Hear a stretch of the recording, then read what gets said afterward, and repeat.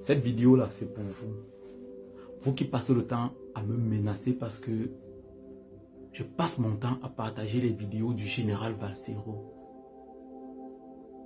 Lorsque tu tombes sur la vidéo de quelqu'un qui dit à haute voix ce que tu penses tout bas, tu n'as pas la force, tu n'as pas le courage pour dire ce que tu penses. Quelqu'un vient et il le fait à haute voix, il faut partager. Menacez-moi, je m'en fous, j'ai pas peur. Valsero, c'est un rasta, c'est un vrai, c'est un soldat, c'est quelqu'un qui est normal. Il a sacrifié plus de 25 ans de sa vie pour nous. Et lorsque je veux partager, vous venez me menacer. Je vais toujours partager. Lorsque vous allez tomber sur ma vidéo, vous allez vous retrouver. Papa, que Dieu t'accorde une longue vie, afin que tu puisses jouir du fruit de ton travail. On va partager. On va s'inscrire sur les listes électorales. On va faire ce que tu demandes. Tu es un rasta, tu es un vrai. Tu mènes des combats nobles. Quand je vois aujourd'hui un jeune comme nous, un jeune, quelqu'un qui est normal, qui a toute sa tête, détester le général Valsero, être contre le général Valsero, au point de venir me menacer. Un jeune normal, lorsqu'il écoute le général Valsero, devrait se retrouver dans ses sorties, dans ses textes, dans ses écrits, dans ses dires. Valsero est trop vrai. Valsero est réaliste. Les gars, je sais que vous tous là qui m'écoutez actuellement, si on fouille le fond de votre cœur, on verra que le général a raison. Premier podcast de la journée, deuxième podcast de la journée, troisième podcast de la journée, je vais partager dans tous les groupes. Et Valsero, tu vas vivre pendant longtemps. Tu vas jouir du fruit de ton travail. Ce n'est pas donné à n'importe qui de sacrifier plus de 25 ans de sa jeunesse, de sa vie pour nous. Papa s'est amusé quand? Il a joui de sa jeunesse quand? Menacez-moi, c'est pas grave. Mais je vais partager. Les gars, on va partager les vidéos de Valsero. Tout ce que Valsero dit, c'est pertinent. Mais comme nous sommes devenus corrompus, nous sommes devenus aveugles. Parfois on nous aveugle, parfois c'est nous-mêmes notre propre problème. Valsero, mon général, vraiment, sois abondamment béni. Je vais te souhaiter deux belles choses. Que Dieu t'accorde la réussite et la santé dans tout ce que tu entreprendras. Que tous tes projets se transforment en waouh. Longue vie à toi, général Valsero. C'est un autre rasta qui te parle. Ils vont me menacer, mais j'ai pas peur de ça.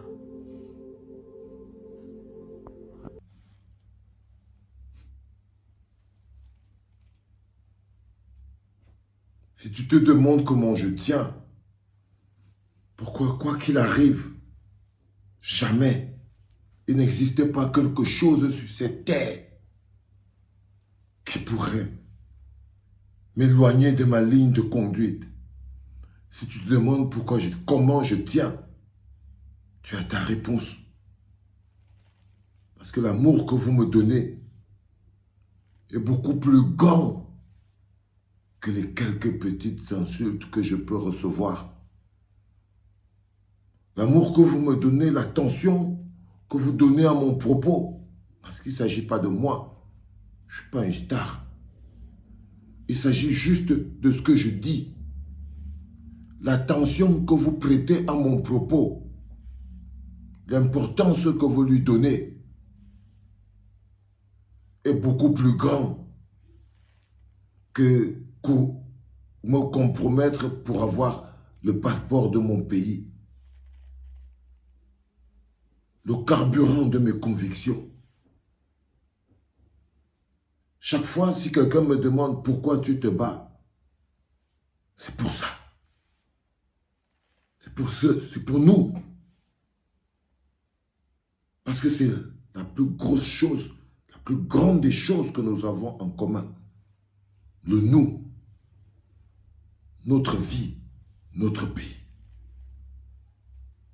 Nous avons perdu de route de GPS qui amène vers le cœur de nos émotions.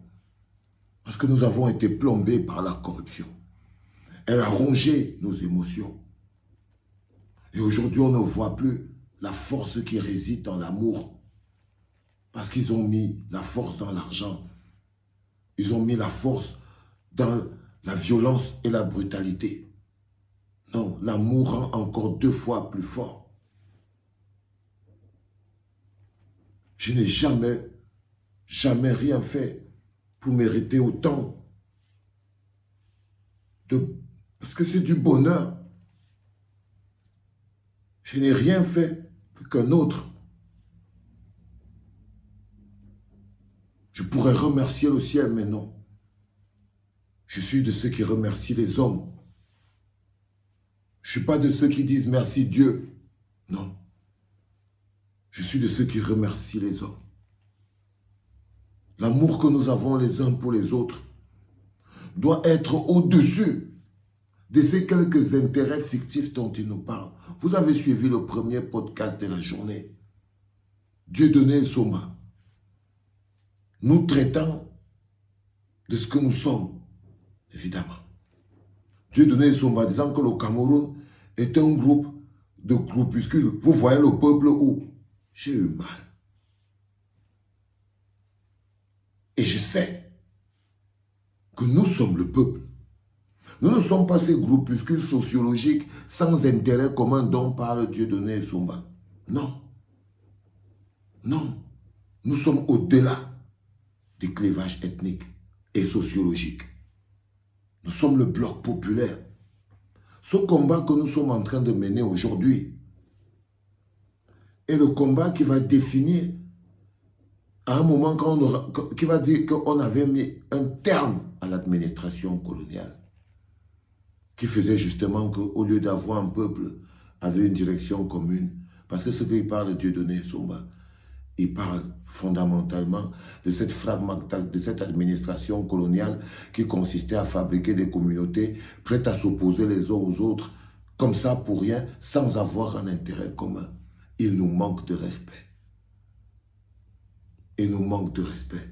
Il dit que nous sommes tellement divisés qu'on n'a rien en commun. Aucun Bassa ne peut se lever pour protéger un Eton. Aucun Eton ne peut se lever pour se protéger un Bami. Aucun Bami dit que c'est ça. Que nous ne sommes pas un pays, nous sommes des petits villages. C'est ce qu'il dit. Et nous devons lui montrer le contraire. Le contraire, c'est être ce que nous devons être, un peuple. Et il y a 2 choses qui soudent un peuple. Le combat et l'amour. L'amour des uns pour les autres et le combat pour l'intérêt commun. Il n'y a que comme ça qu'un pays survit.